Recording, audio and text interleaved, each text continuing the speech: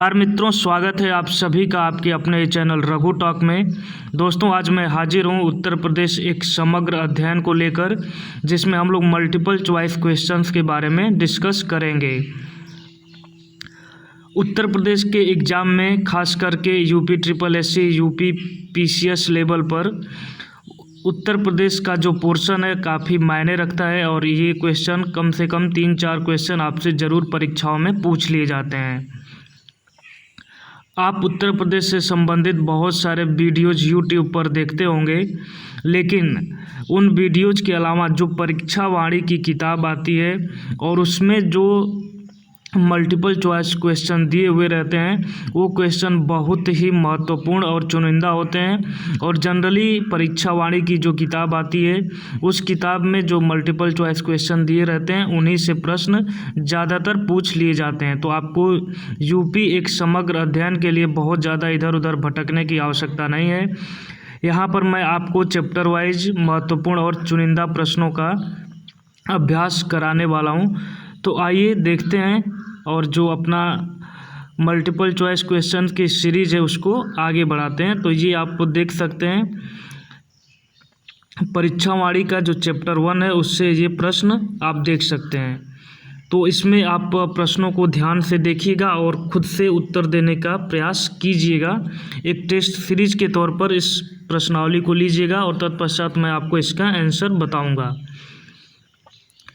तो आइए इत्मीनान से पढ़ते हैं, कोई बहुत जल्दीबाजी नहीं है। आइए प्रश्न नंबर 1 देखते हैं। आप प्रश्नों को पूरा सुनिएगा और उसके बाद ही अपना जो आंसर है उसको अपने माइंड में लाने का प्रयत्न करिएगा।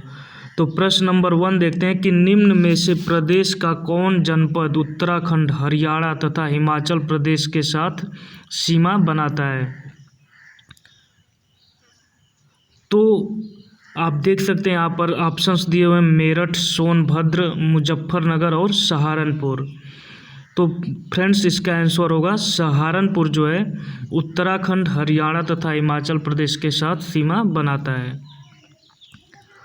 प्रश्न नंबर 2 देखते हैं कि क्षेत्रफल के घटते क्रम में सही विकल्प का चयन करें। तो फ्रेंड्स, इसका जो आंसर है वो आंसर नंबर बी है, राजस्थान, मध्य प्रदेश, महाराष्ट्र तत्पश्चात उत्तर प्रदेश। तो क्षेत्रफल के घटते क्रम में उत्तर प्रदेश का चौथा स्थान है, पहला राजस्थान, मध्य प्रदेश, महाराष्ट्र, उत्तर प्रदेश। प्रश्न नंबर 3 देखते हैं कि लखनऊ की सीमा किसे स्पर्श नहीं करती है। तो दोस्तों, प्रश्न नंबर 3 का आंसर होगा सी, बलिया से लखनऊ की सीमा स्पर्श नहीं करती है। प्रश्न नंबर 4 देखते हैं कि पश्चिम में कौन सी नदी काफ़ी हद तक उत्तर प्रदेश की सीमा निर्धारित करती है। तो प्रश्न नंबर 4 का जो आंसर है वो यमुना नदी जो है वो पश्चिम में उत्तर प्रदेश की काफ़ी हद तक सीमा निर्धारित करती है। प्रश्न नंबर 5 देखते हैं कि उत्तर प्रदेश के भाबर क्षेत्र में किस प्रकार की मृदा पाई जाती है। तो जो भाबर क्षेत्र होता है उसमें कंकरीली, पथरीली मृदा जो है पाई जाती है।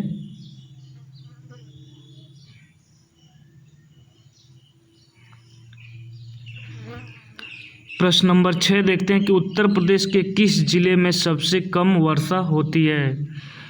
तो जो उत्तर प्रदेश का मथुरा डिस्ट्रिक्ट है वहाँ पर सबसे कम वर्षा होती है। प्रश्न नंबर 7 देखते हैं कि निम्न जिलों को उत्तर से दक्षिण सही अनुक्रम है। तो उत्तर से दक्षिण जो जिलों की भौगोलिक स्थिति है उनका क्रम हमको बताना है। तो जो प्रश्न नंबर 7 है उसका जो आंसर है वो बी है, पहले सिद्धार्थनगर, उत्तर से दक्षिण ये क्रम है, ध्यान दीजिएगा। पहले सिद्धार्थनगर, फिर संत कबीर नगर, अंबेडकर नगर और तत्पश्चात संत रविदास नगर। प्रश्न नंबर 8 देखते हैं कि निम्न नगरों का भौगोलिक क्षेत्रफल की दृष्टि से सही घटता क्रम है। तो इसमें हमें भौगोलिक क्षेत्रफल की दृष्टि से घटता हुआ क्रम बताना है। तो प्रश्न नंबर 8 का जो आंसर है वो डी है पहले वाराणसी, गौतम बुद्ध नगर, बागपत और भदोही। प्रश्न नंबर 9 देखते हैं कि प्रदेश के किस जिले में सर्वाधिक वर्षा होती है। तो फ्रेंड्स प्रश्न नंबर 9 का जो आंसर है वो डी है, यहाँ पर गोरखपुर में सबसे ज़्यादा वर्षा होती है।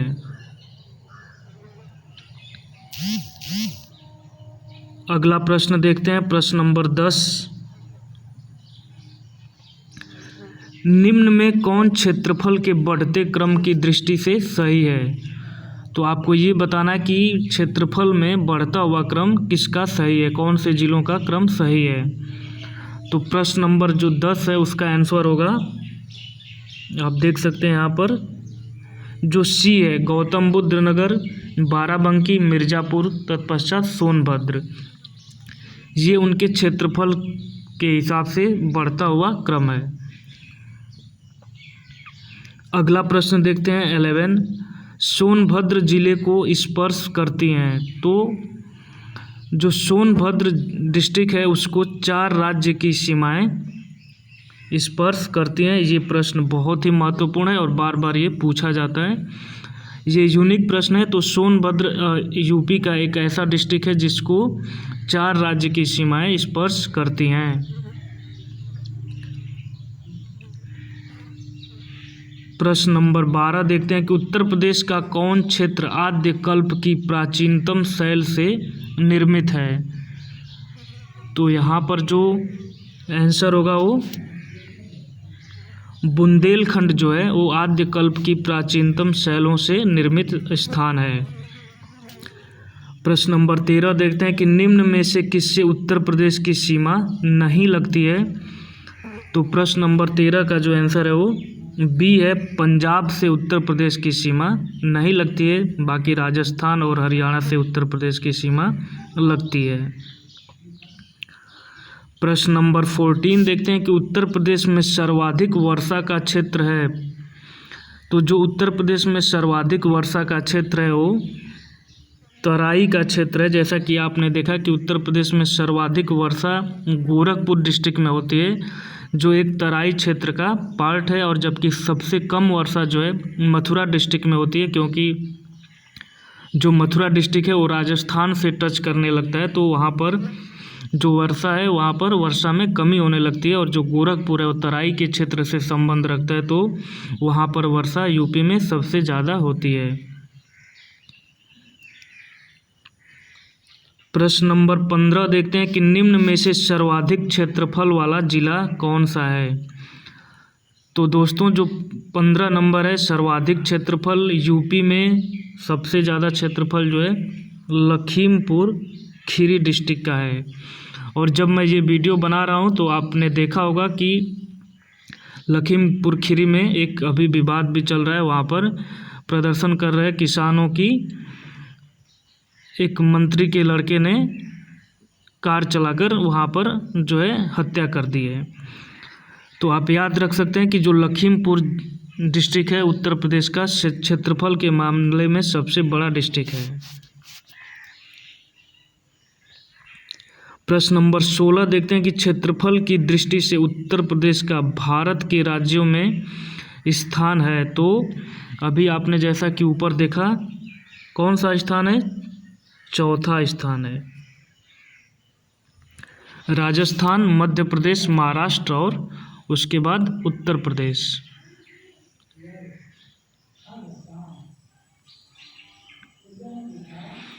प्रश्न नंबर 17 देखते हैं कि निम्न में से किस जिले को अंतर्राष्ट्रीय सीमा स्पर्श नहीं करती है। तो जो बस्ती जिला है उसको कोई भी अंतर्राष्ट्रीय सीमा स्पर्श नहीं करती है।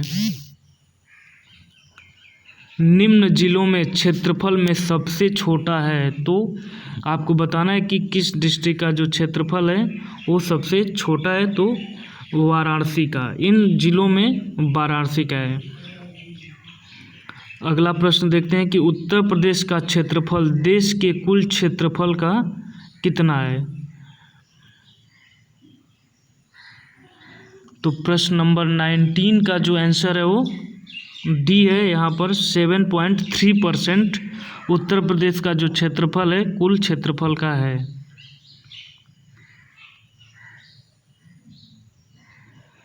प्रश्न नंबर 20 देखते हैं कि निम्न में किस देश की सीमाएं उत्तर प्रदेश से मिलती हैं।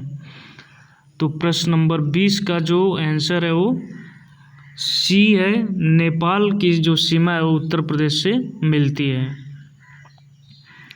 निम्न में से किसे राष्ट्रीय राजधानी क्षेत्र के 32वें और उत्तर प्रदेश के 8वें जिले के रूप में शामिल किया गया है।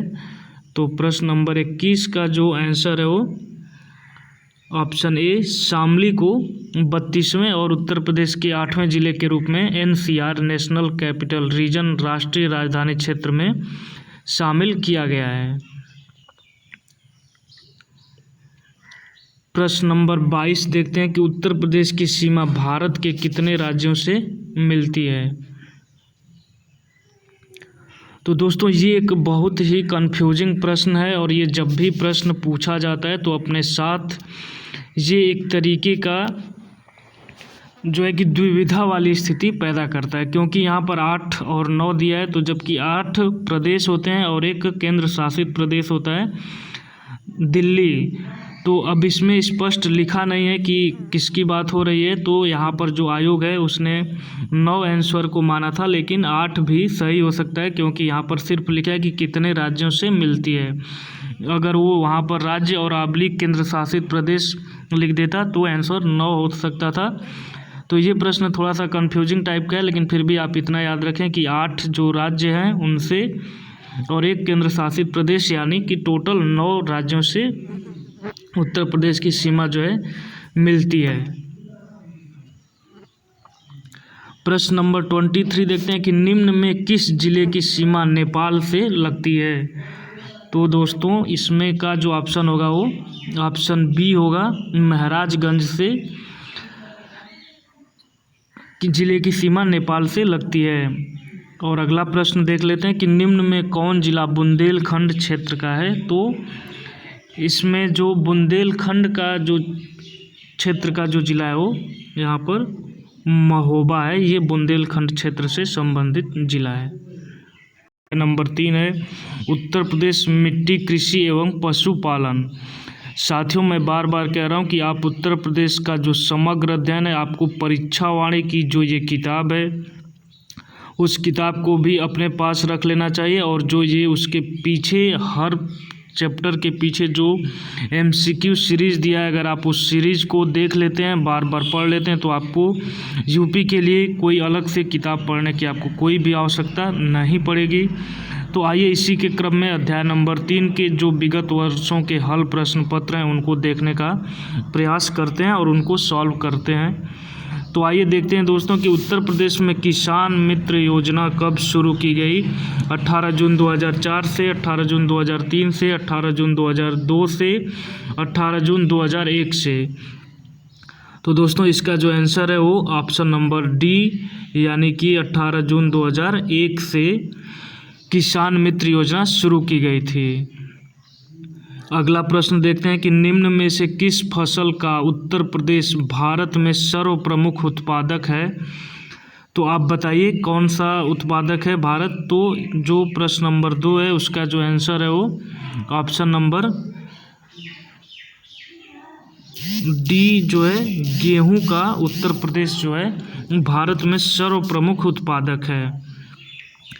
अगला प्रश्न देखते हैं कि भारतवर्ष में प्रथम कृषि विश्वविद्यालय की स्थापना की गई थी। तो प्रश्न नंबर 3 का जो आंसर है वो डी, यानी कि पंतनगर में पहला कृषि विश्वविद्यालय की स्थापना की गई थी, जो अब उत्तराखंड का पार्ट हो गया है 9 नवंबर 2000 के बाद से, जब यूपी का विभाजन हुआ था। प्रश्न नंबर 4 देखते हैं कि उत्तर प्रदेश की प्रमुख फसल है। तो उत्तर प्रदेश की जो प्रमुख फसल है वो गेहूं है।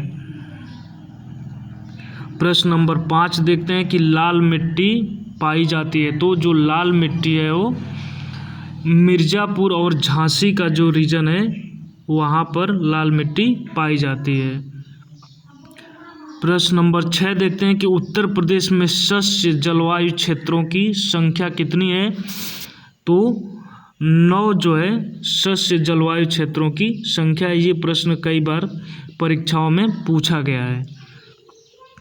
प्रश्न नंबर 7 देखते हैं कि निम्न में से कौन सा फसल चक्र पूर्वी उत्तर प्रदेश के लिए सर्वाधिक उपयुक्त है। तो प्रश्न नंबर 7 का जो आंसर है वो धान, मक्का, गेहूँ। अगर आप पूर्वी उत्तर प्रदेश और एक किसान परिवार से बिलोंग करते होंगे तो आपके ये प्रश्न कभी गलत नहीं होंगे।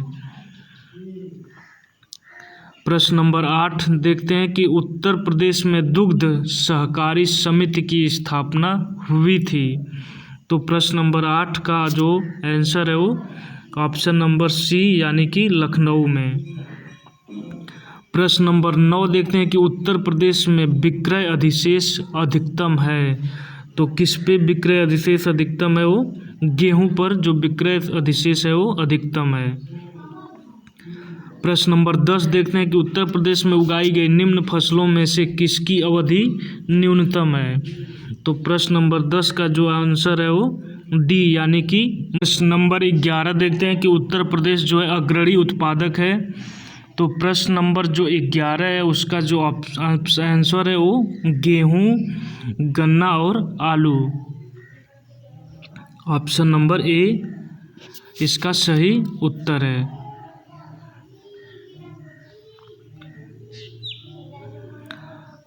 प्रश्न नंबर 12 देखते हैं भारत में उत्तर प्रदेश जिनके उत्पादन में प्रथम स्थान रखता है वो कौन कौन सी फसलें हैं। तो आप यहाँ पर इसका आंसर देख सकते हैं गेहूं और गन्ने में भारत जो है उत्तर प्रदेश जो है भारत में प्रथम स्थान रखता है। आप चावल गन्ना गेहूं दलहन, तो आपको चावल को लेकर कन्फ्यूजन नहीं होना है। चावल में उत्तर प्रदेश का प्रथम स्थान नहीं है। गेहूं और गन्ना में भारत में उत्पादन में प्रथम स्थान उत्तर प्रदेश का है। प्रदेश में पान उत्पादन के लिए कौन सा जिला विशेष रूप से प्रसिद्ध है।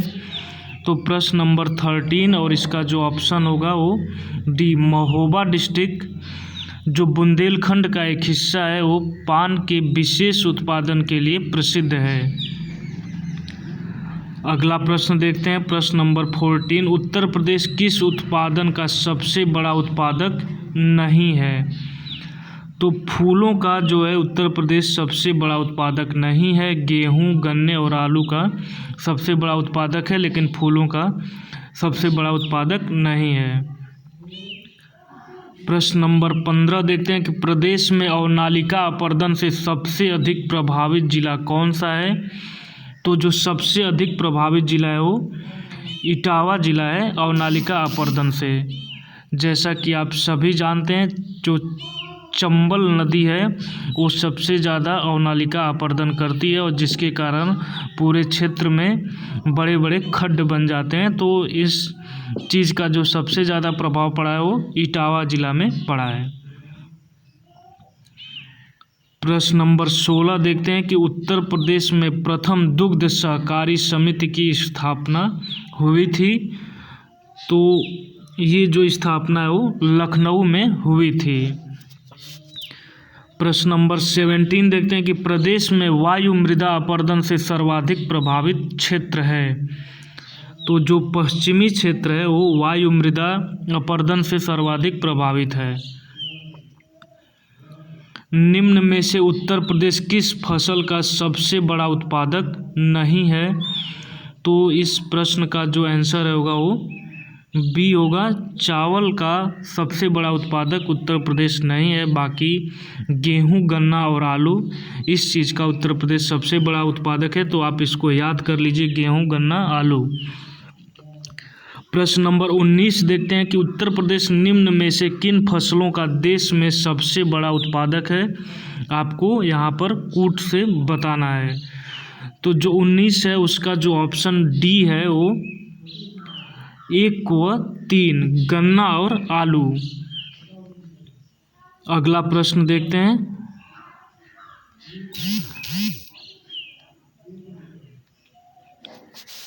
प्रश्न नंबर 20 देखते हैं कि निम्नलिखित में से किस फसल के उत्पादन में उत्तर प्रदेश देश में प्रथम स्थान पर नहीं है। तो जैसा कि बार बार ये प्रश्न आ रहा है, और यहाँ पर जो चावल है, चावल के उत्पादन में उत्तर प्रदेश का प्रथम स्थान नहीं है। प्रश्न नंबर 21 देखते हैं कि उत्तर प्रदेश को कितने शस्य जलवायु क्षेत्रों में विभाजित किया गया है। तो जो इसका ऑप्शन होगा वो ऑप्शन नंबर बी, यानी कि 9 शस्य जलवायु क्षेत्रों में उत्तर प्रदेश को विभाजित किया गया है।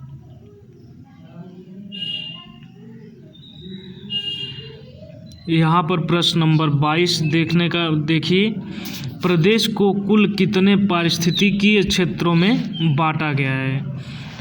तो जो प्रश्न नंबर 22 है उसका जो ऑप्शन है वो सी है, वो सही है, यानी कि 20 पारिस्थितिकीय क्षेत्रों में बांटा गया, जबकि शस्य जलवायु क्षेत्रों में 9 में बांटा गया है। भारत में उत्तर प्रदेश अग्रणी उत्पादक है। प्रश्न नंबर 23, तो जो उत्तर प्रदेश है वो अग्रणी उत्पादक है किस चीज़ का? दूध का अग्रणी उत्पादक है। प्रश्न नंबर 24 देखते हैं कि उत्तर प्रदेश का सबसे महत्वपूर्ण नकदी फसल है। तो जो उत्तर प्रदेश का सबसे महत्वपूर्ण नकदी फसल है वो कौन सा है? वो गन्ना है। उत्तर प्रदेश का प्रमुख वाणिज्य फसल है। तो आप 25 का भी जो आंसर है वो गन्ना है। तो गन्ना आप देख सकते हैं महत्वपूर्ण नकदी फसल और प्रमुख वाणिज्य फसल, दोनों का आंसर गन्ना होगा। निम्न में से किस दलहन फसल का क्षेत्रफल उत्तर प्रदेश में सर्वाधिक है? तो उत्तर प्रदेश में जो दलहन फसल होती है उसमें चने का प्रतिशत जो है क्षेत्र वो सबसे ज़्यादा है। प्रश्न नंबर 27 देखते हैं कि गेहूं के अधिकतम उत्पादन वाला राज्य कौन सा है? तो उत्तर प्रदेश जो है गेहूं का अधिकतम उत्पादन करने वाला राज्य है। कृषि श्रम उत्पादकता सर्वाधिक है। तो प्रश्न नंबर 28 और 28 का जो आंसर है वो देख सकते हैं डी, पश्चिमी उत्तर प्रदेश। अगला प्रश्न बहुत ही महत्वपूर्ण है। उत्तर प्रदेश में सीमांत कृषक किन्हें कहा गया है? तो जो 29 है उसका जो ऑप्शन बी है, 1 हेक्टेयर से कम भूमि वालों को सीमांत कृषक कहा गया है। अगला प्रश्न देख लेते हैं, प्रश्न नंबर 30। उस जनपद को चिन्हित कीजिए जिसमें जानवरों के लिए पॉलीक्लिनिक नहीं है। तो प्रश्न नंबर 30 का ऑप्शन जो है बी, झांसी में जानवरों के लिए कोई भी पॉलीक्लिनिक नहीं है। प्रश्न नंबर 31 देखते हैं कि उत्तर प्रदेश में खरीफ फसल की बुआई होती है। तो प्रश्न नंबर 31 और इसका आंसर हम देखते हैं, तो इसका जो आंसर है वो सी, यानी कि जून जुलाई के दौरान। जैसा कि आप जानते हैं रबी की फसल, खरीफ और जायद की फसल होती है। तो जनरली जो रबी की फसल है उसमें गेहूं की बुआई की जाती है। गेहूं के साथ जौ, चना, आलू, इन सब चीज़ों की बुआई की जाती है। जबकि जो खरीफ की फसल होती है उसमें सामान्यतया धान, अरहर, इन सब चीज़ों की बुआई की जाती है। और जो जायद की फसलें होती हैं वो जैसे तरबूज, खीरा और ककड़ी जो गर्मियों के सीज़न में खेती की जाती है उसको जायद की फसल कहा जाता है। प्रश्न नंबर 32 देख लेते हैं कि भारत में उत्तर प्रदेश जिस पैदावार का सबसे बड़ा उत्पादक है वह। तो प्रश्न नंबर 32 का जो आंसर होगा वो ए। तो जो भारत में उत्तर प्रदेश है वो ओवरऑल जो खाद्यान्न, मतलब जो चीज़ें खाने में प्रयोग की जाती हैं, तो उन चीज़ों का सबसे बड़ा उत्पादक है उत्तर प्रदेश। प्रश्न नंबर 33 देखते हैं कि आंवले का सर्वाधिक उत्पादन करने वाला जिला है। तो प्रश्न नंबर 33 मोस्ट कॉमन क्वेश्चन, बार बार परीक्षाओं और हर प्रैक्टिस सेट में ये दिया रहता है। तो आंवले का जो सर्वाधिक उत्पादन करने वाला राज्य है वो प्रतापगढ़ इलाहाबाद के पास में है। प्रश्न नंबर 34 देखते हैं कि उत्तर प्रदेश में किसान बही योजना लागू की गई थी। तो 1992 में किसान बही योजना लागू की गई थी। प्रश्न नंबर 35 देखते हैं कि उत्तर प्रदेश निम्न में से किन फसलों का देश में सबसे बड़ा उत्पादक है। तो आप देख सकते हैं आलू और गन्ना।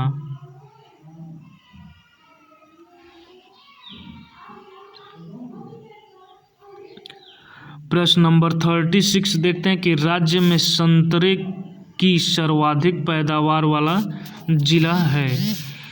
तो जो संतरे का सर्वाधिक पैदावार होता है यूपी में, वो जो है सहारनपुर में।